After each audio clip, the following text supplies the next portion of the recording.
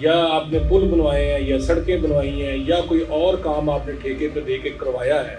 تو اس کے رزلٹ اچھے نہیں نکلے. سر آپ اتنی تنقید کرتے ہیں اس منصوبے پہ، لیکن اعداد و شمار جب سامنے آتے ہیں تو پتہ چلتا ہے جی بڑی اچھی کارکردگی ہے. اگر کسی نے کوئی پروجیکٹ شروع کیا ہے تو وہ تو ظاہر ہے کہ وہ کہے گا بہت اچھا ہے. آپ اگر 3 ٹیچر وہاں پر دے دیتے جو کہ اب آپ نے پرائیویٹ سیکٹر کو جب دیا ہے تو انہوں نے وہاں پر ٹیچر کی تعداد 5 یا 6 یا 7 کر دی ہے، تو کیا ہی اچھا ہوتا کہ اگر آپ وہاں پر 2 کی بجائے 5 ٹیچر وہاں پر دے دیتے تو آپ کو یہ اسکول آؤٹ سورس نہ کرنا پڑتا. کہ اگر ہمارے پاس جو اسٹوڈنٹ پڑھتا ہے اس کے اوپر اگر آپ کا سالانہ 35 سے 40 ہزار روپے خرچ ہو رہا ہے تو وہاں پر تو آپ 77,000 خرچ کر رہے ہیں اس کے اوپر. پیرنٹس بچہ داخل کروانے کے لیے آئے تو انہوں نے دیکھا کہ کلاس کے لیے ایک ٹیچر موجود ہے، کہ میرے بچے کو پڑھانے کے لیے ایک ٹیچر میسر ہے اسکول. پچھلے 6 سال میں یہ جان بوجھ کر اس طرح کے حالات پیدا کیے گئے کہ جب ہم انہیں آؤٹ سورسنگ کے نام پر ان کو ٹھیکے پہ دینا شروع کر. آپ کے جو چچا ہیں پاکستان کے وزیر اعظم ہیں، وہ جب کسی ملازم کی پینشن پہ کٹ لگاتے ہیں تو وہ چند ہزار کا لگاتے ہیں. ہم بھی اس کو قربانی دینے کے لیے تیار ہیں چند ہزار کی، لیکن جب آپ لگاتی ہیں تو آپ لاکھوں روپے کا نقصان کرتی ہیں.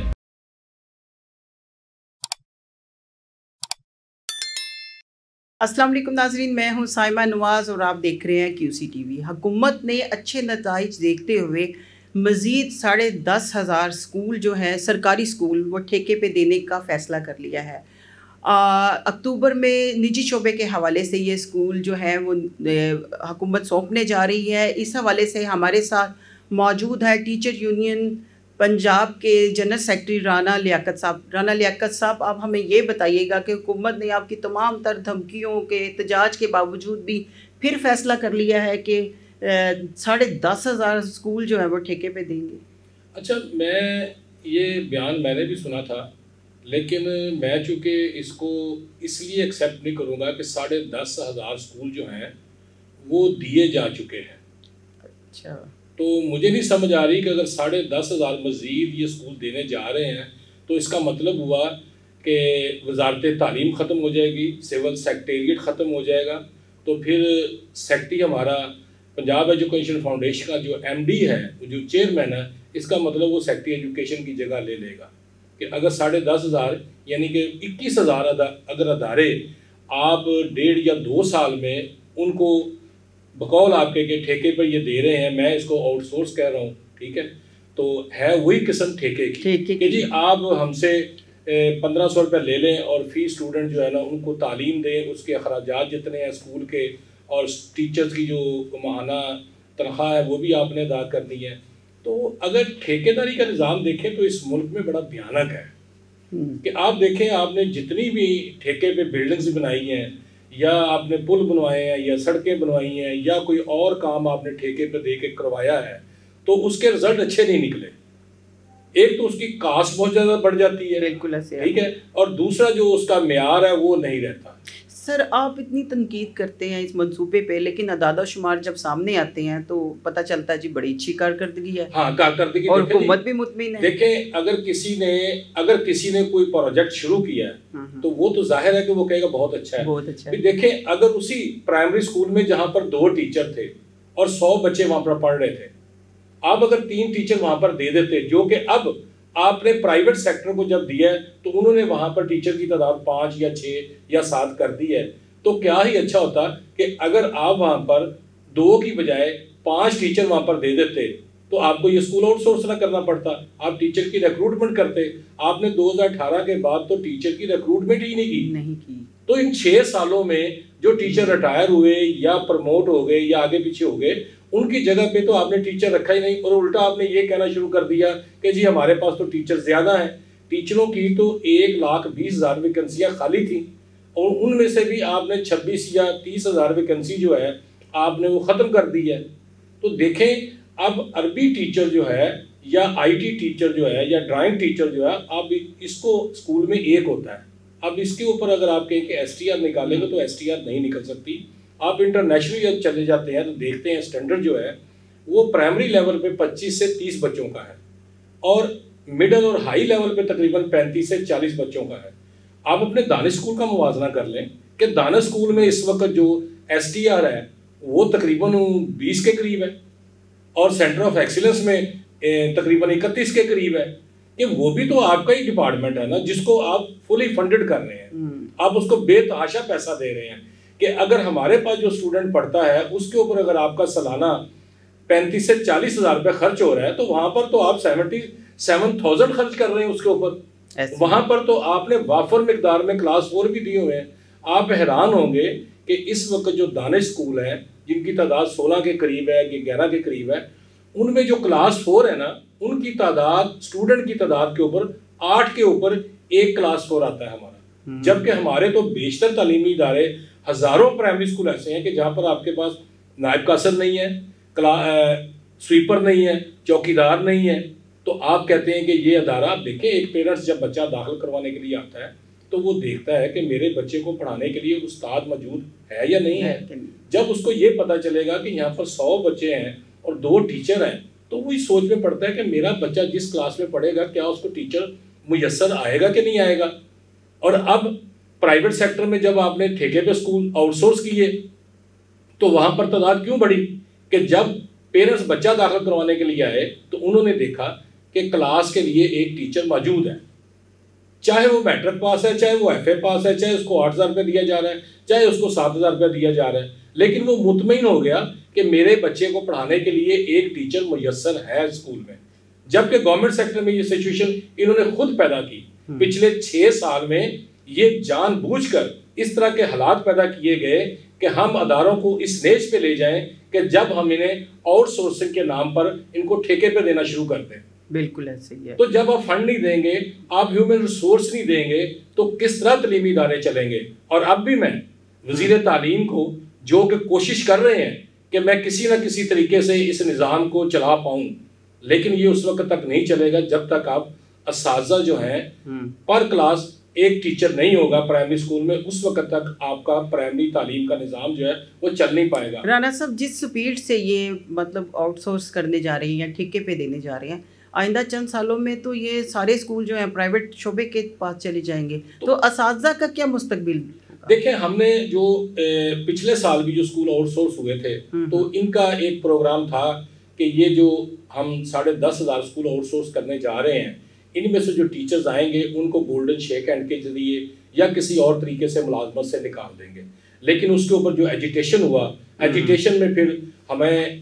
لاہور میں 3 لوگوں کو ریموول فرام سروس بھی کیا گیا اور پنجاب میں 6-7 ہزار لوگوں کو شو کا نوٹس بھی دیے گئے. لیکن اس ایجیٹیشن کے بعد جو تھا ہمارا گورنمنٹ کے ساتھ یہ ایک انڈرسٹینڈنگ ہوئی کہ جی ہمارا ٹیچر جو ہے نا آپ ملازمت سے نہیں نکالیں گے, ہمارا کسی کلاس 4 کو آپ ملازمت سے نہیں نکالیں گے. اور آج الحمدللہ ہمارا ایک بھی ٹیچر جو ہے وہ ملازمت سے نہیں نکلا, بلکہ وہاں سے نکل کے ان اسکولوں میں ان کو بھیج دیا گیا ہے جہاں پر ٹیچر کی ضرورت تھی. اور ہم کہتے ہیں کہ ابھی بھی وہاں پر کہ ابھی آپ ریشنلائزیشن کیا آپ نے تو آپ نے پرائمری اسکول میں 3 یا 4 ٹیچر چھوڑے ہیں. تو بھائی 7 کلاسیں ہیں, 7 کلاسوں میں اگر فرض کریں 20 بچے بھی ہوں, 140 تعداد بھی ہو, تو کس طرح یہ 3 یا 4 ٹیچر جو ہیں ان کو مینج کر پائیں گے؟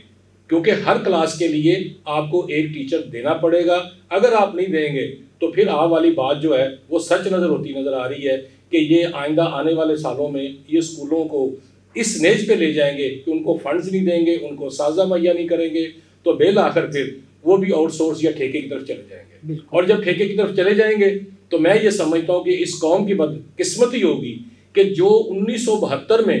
ذوالفقار علی بھٹو نے پرائیویٹ تعلیمی اداروں کو میایا تھا, اپنی سرکاری تحویل میں لیا تھا, تو آپ بالکل اس کے الٹ کرنے جا رہے ہیں. اور پھر ہمارا معاشرہ جو ہے مادر پدر قوم جو ہے مادر پدر آزاد ہوگی, جس طرح کا مرضی وہ نعرہ لگائے گی, جس طرح کا مرضی وہ سلیبس پڑھے گی, جس طرح کا مرضی ان کو مسلک دیا جائے گا, جس طرح کا مرضی ان کو نصاب دیا جائے گا, وہ پڑھنے کے بعد مادر پدر آزاد ہوں گے. پھر آپ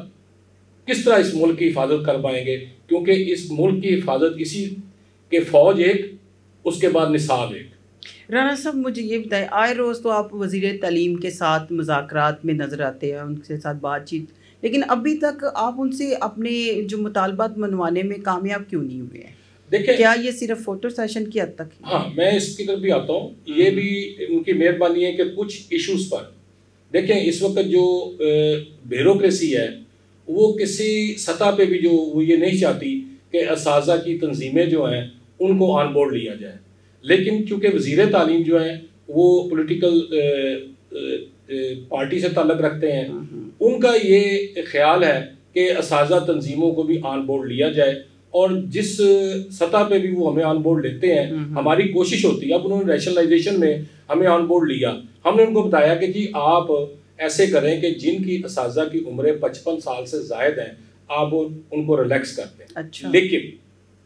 ہماری بات 55 سال والی نہیں مانیں گی، بالآخر 58 سال پہ جو ہے نا 58 ایئر پہ کہ جن اساتذہ کی عمریں 58 ایئر ہیں صرف ان کو چھوڑ دیا جائے، اس سے اوپر جو ہیں ان کو آپ کر دیں. تو اس سے بھی ہمارے تقریباً 10,000 12,000 ٹیچر بچ گئے. پھر اس کے بعد ہم نے ان کو بتایا کہ جی ہمارے بعض اسکولوں میں آپ نے ارلی چائلڈ ایجوکیشن کے لیے الگ سے کلاس روم بنائے ہوئے ہیں، ان اساتذہ کو آپ نے مسلسل ٹریننگ دی ہے 2-3 مرتبہ. اگر خدا نخواستہ وہ ریشنلائزیشن میں آ گئے تو پھر وہ ٹرانسفر ہو گئے تو ان کی جگہ نئے کون سے لوگ ہوں گے جو وہ اسی کلاس کو سنبھالیں گے. اس کی وجہ سے بھی پھر ان کو چھوڑنا پڑا،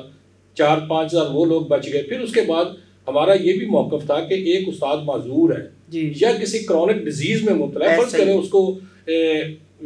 کینسر میں کیمو تھراپی کروا رہا ہے وہ، یا اس کی ابھی 2 مہینے پہلے اوپن ہارٹ سرجری ہوئی ہے، اور آپ اس کو وہاں سے نکال کے کسی اور اسکول میں بھیج دیں گے 20-25 کلومیٹر دور. یا ایسی خواتین جو ویڈو ہیں، ڈائیورس ہیں، یا ویڈ لاک کے ذریعے بھی وہ ٹرانسفر کروا کے آئی ہیں، تو اس میں بھی انہوں نے کمپنسیشن دینے کی کوشش کی ہے کہ معذور لوگوں کو چھوڑ دیا ہے، پھر کرونک ڈیزیز میں جو لوگ تھے ان کو چھوڑ دیا. یعنی کہ اگر وہ ہمیں آن بورڈ لیتے ہیں ٹھیک ہے تو ہماری ملاقاتیں کہیں فوٹو سیشن کی حد تک نہیں ہوتی، کچھ باتیں تسلیم کی بھی جاتی ہیں، لیکن بات وہی آتی ہے کہ جب ہمیں کہیں کچھ دینے کی باری آتی ہے تو پھر فنانس کہ ہمارے پاس پیسہ نہیں ہے. جس طرح ہمارا لیو انکیشمنٹ پہ کٹ لگا ہے، پینشن پہ لگا ہے، گریجویٹی پہ لگا ہے، اور محترمہ وزیر اعلیٰ پنجاب کی یہ مہربانی ہے کہ دیر آئے درست آئے. کسی نے ان کو ان کے جو رحم کا ان کے اندر جو ایک تھا وہ جاگا عنصر، اور انہوں نے جو ہماری پینشنر کی جو بیوگان تھیں جن کو پہلے انہوں نے کہا تھا کہ 10 سال تک ہم پینشن دیں گے، اب انہوں نے تا حیات کر دیا. چلے یہ اچھا انیشیٹو ہے ان کا. لیکن اس کے ساتھ ساتھ ہم یہ کہتے ہیں کہ دیکھیں اگر آپ نے یہ سلوگن لیا ہے کہ میں صوبے کی ماں ہوں تو ہم چاہے میری عمر ان سے بڑی ہے جی لیکن صوبے کے سربراہ ہونے کے ناطے ہم ان کے دستہ بازو ہیں، ہم ان کے ملازم ہیں، ہم ان کے بچے ہیں. ٹھیک ہے، ہمارا بھی ان کو احساس کرنا چاہیے کہ ایک ملازم نے 60 سال اس ملک کی خدمت کی ہے، آپ کی جو ترقی کے منصوبے تھے اس میں اپنا کردار ادا کیا ہے، تو اس کی جو پینشن ہے اس کے اوپر کم از کم کٹ نہیں لگانا چاہیے. یا پھر یہی دیکھ لیں کہ آپ کے جو چچا ہیں پاکستان کے وزیر اعظم ہیں، وہ جب کسی ملازم کی پینشن پہ کٹ لگاتے ہیں تو وہ چند ہزار کا لگاتے ہیں. ہم بھی اس کو قربانی دینے کے لیے تیار ہیں چند ہزار کی، لیکن جب آپ لگاتی ہیں تو آپ لاکھوں روپے کا نقصان کرتی ہیں. اس پہ بھی برائے کرم جو ہے نا نظر کرم کریں. اس طرح نہ کریں کہ ایسے محسوس ہو کہ جیسے صوبہ پنجاب میں ایک فنانشل آمریت قائم ہے اور عوام کو جو ہے وہ دھکیلا جا رہا ہے اندھیروں میں کہ اب جو سرکاری ملازم ریٹائر ہوتا ہے اس کی پینشن جو ہے جس کو 100 روپے ملنا تھا اس کو وہ آپ 60 روپے دے رہے ہیں. آپ بجلی کی بل دیکھیں، آپ چینی کی قیمتیں دیکھیں، آپ پیٹرول کی قیمتیں دیکھیں کہ آپ ایک طرف تو آپ کا ڈپٹی کمشنر کہتا ہے کہ آپ کو چھوٹا گوشت 1600 روپے میں کلو میں ملے گا، خام میں ملے گا. بڑا گوشت وہ کہتا ہے جی 700 روپے کلو میں ملے گا. اچھا دودھ کا وہ کہتا ہے کہ 170 روپے میں ملے گا. کون سا میرا دعویٰ ہے کہ وہ 170 والا دودھ اگر ڈپٹی کمشنر لاہور وہ اپنے بچوں کو پلائیں، وہی گوشت جو 1600 روپے وہ ہمیں کہہ رہے دے رہے ہیں وہ اپنے بچوں کو کھلائیں تو ہم بھی کھانے کو تیار ہیں. اور یہ وزیر اعلیٰ پنجاب بھی اس طرف دیکھیں کہ یہ مصنوعی باتیں یا مصنوعی اعداد و شمار پیش کرنا کہ جی ہم نے ملک صوبہ پنجاب کے تمام قرضے جو ہے نا وہ ادا کر دیے، تو قرضے اگر ہماری شہرک کاٹ کر، ہماری پینشن کاٹ کر، ہماری لیو انکیشمنٹ کاٹ کر، گریجویٹی کاٹ کر آپ نے ادا کیے تو پھر یہ کوئی مناسب طرز عمل نہیں، یہ تو ہمارا معاشی قتل عام ہے. بالکل رانا صاحب، آخری سوال میں پوچھوں گی کہ محکمہ تعلیم نے ابھی چھٹیوں کے حوالے سے پھر ایک دفعہ دباؤ میں آ گئی ہے پرائیویٹ اسکول مالکان کے کہ انہوں نے چھٹیوں کا پھر ریورس کر دیا ہے. کبھی چھٹیاں کر دیتی ہے, کبھی ریورس کر دیتی ہے. یہ کیا صورتحال چل رہی ہے؟ اچھا, اس میں دیکھتا ہوں کہ پاکستان میں نا اب ہیلتھ اور ایجوکیشن بہت بڑی انڈسٹری ہے, اور جو روایتی سرمایہ دار تھے یا جاگیردار تھے یا ریٹائرڈ بیوروکریٹس تھے, ان سب نے اپنا پیسہ انڈسٹری سے نکال کر, پراپرٹی سے نکال کر وہ اسکول اور ہیلتھ تعلیم اور ہیلتھ ایجوکیشن میں دے. بڑے بڑے آپ دیکھ لیں یونیورسٹیز بنی ہوئی ہیں پرائیویٹ سیکٹر میں, ہاسپٹلز بنے ہوئے ہیں یا پرائیویٹ کالجز بنے ہیں, ان کے پیچھے کہیں نہ کہیں یہ تین چہرے آپ کو نظر آئیں گے. اب ظاہر ہے کہ یہ لوگ حکومت میں بھی ہیں, تو پھر یہ وزیر تعلیم صاحب کو سوچنا چاہیے کہ وہ 3 دن پہلے اعلان کرتے ہیں کہ تعلیمی ادارے جو ہیں وہ کھلیں گے 1 ستمبر کو, لیکن پھر اس کے بعد وہی ہمارا روایتی طرز عمل 2 دن کے بعد پھر نیچے سے ایک چٹ آتی ہے اور وہ اعلان کر دیتے ہیں کہ نہیں جی ادارے جو ہے نا 15 ستمبر سے یا 18 ستمبر سے آنورڈ کھلیں گے, اور وہ بھی 9th اور 10th کے لیے. لیکن بدقسمتی یہ ہے کہ آج لاہور میں بہت سارے پرائیویٹ اسکولوں نے پہلی سے لے کر نرسری سے لے کر 10th تک کے ادارے جو ہے نا کھلے پائے گئے ہیں. لیکن اب ہماری ڈسٹرکٹ ایجوکیشن اتھارٹی کے پاس تو ہیومن ریسورس ہی نہیں ہے. وہ کس طرح ان 7,000 اسکولوں کو وہ چیک کر سکتے ہیں؟ 7,000 اسکول تو رجسٹرڈ ہیں, اگر ان رجسٹرڈ اسکول بھی ڈال دیے جائیں تو یہ 12-13,000 اسکول بنتے ہیں مدارس کو چھوڑ کر, تو وہ تو چیک ہی نہیں کر سکتے. اگر خدا نہ خاصہ وہ چیک کرنے کے لیے چلے جاتے ہیں تو گھنٹوں انتظار کرتے ہیں. بڑی بڑی چین والوں کے تو دروازے سے بھی گزرنا ان کے لیے شجر ممنوع ہے. ٹھیک ہے,